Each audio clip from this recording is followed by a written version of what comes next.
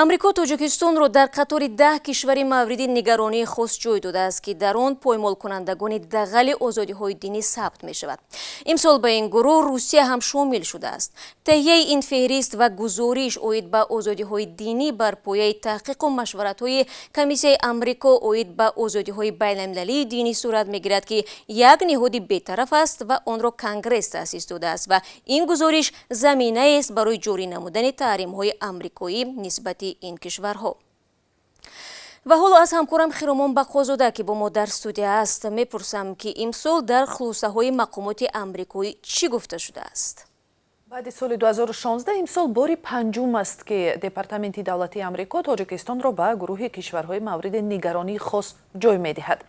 дар шарҳи ин тасмим дар гузориши имсола гуфта шудааст ки ҳукумати Тоҷикистон дар соли 2020 аз назари озодиҳои динӣ пешрафти каме нишон дод. муаллифон мегӯянд ҳукумати президент Эмомалӣ Раҳмон сиёсати худкомаи худро тақвият дода ҳама гуна фаъолиятҳои ошкорои диниро саркӯб мекунад. дар гузориш омадааст ки мусалмонони салафӣ ки аз соли 2009 ин ҷараён расман манъ шудааст мавриди таъқиб ҳастанд ва ин истилоҳ ба қавли муаллифони гузориш ба таври васеъ ва бебандубор ба кор меравад. муаллифон ба ин чиз аҳамият доданд ки моҳи январи соли 2020 ҳукумат саркӯби бештари ифротгароиро дар қонунҳо тақвият дода муҷозотро барои таъсиси созмонҳои динӣ вобаста ба гурӯҳҳои хориҷӣ сахттар кард. дар гузориш гуфта мешавад дар як тасмими ғайримунтазира ҳукумат муҷозот барои бадбинии диниро аз 5 соли зиндон то ҷаримабандӣ ё 10 рӯзи ҳабс табдил кард. вале мегӯянд муаллифон бо ин вуҷуд зиндонҳои Тоҷикистон хеле пур ҳастанд ва як макони асосии ифротишавӣ гардиданд.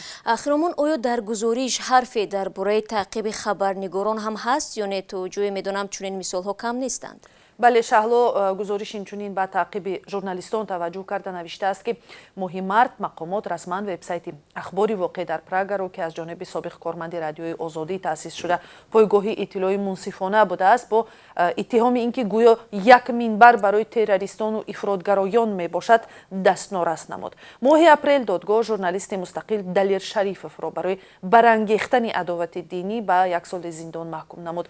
гузориши озодиҳои динӣ инчунин ба ҳамла ба намояндагони гурӯҳҳои дигари динӣ дар Тоҷикистон ишора карда мегӯяд як марди шиа моҳи январ бо иттиҳоми таблиғи мазҳабаш ҳабсу шиканҷа шуд ва дузви созмоне аз соли 2008 мамнӯи шоҳидони Яҳова аз ҷумла як марди 70 сола барои эътиқодашон ба 5 соли зиндон маҳкум шуданд. Хиромон, оё мақомоти Тоҷикистон дар бораи ин гузориш ва арзёбиҳои вазъи озодиҳои динӣ дар кишвар чӣ назар доранд? мақомоти тоҷик ба ин гузориш ва назари мақомоти амрикоӣ розӣ нестанд. рӯзи 18 ноябр Афшин Муқим, сухангӯи кумитаи дини Тоҷикистон гуфт чунин шеваи баҳогузорӣ ба гуфташ ҳаргиз баёнгари воқеияти таъмини ҳуқуқу озодиҳои динӣ набудааст.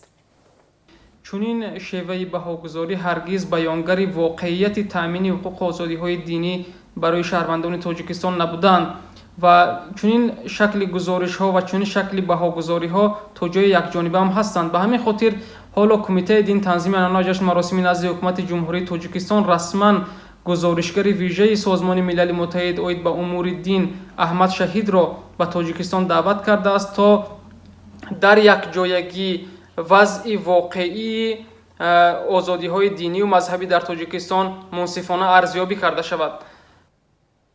ва гузориш оид ба озодиҳои динӣ ба ҳукумати Амрико инчунин бархе машваратҳо додааст ва якеаш мегӯяд Вашингтон дар идомаи ҳамкориҳояш бо Душанбе дар доираи манфиатҳои миллӣ бояд ироаи кӯмакҳо ба ин кишварро бар асоси шартҳои муайян бароҳмонад ва ё нисбати мақомдорони мушаххаси масъули вайрон кардани озодиҳои динӣ таҳримҳои ҳадафмандона ҷорӣ кунад то ки ҳукумат аз пайи ислоҳӣ ваз шавад. ташаккур.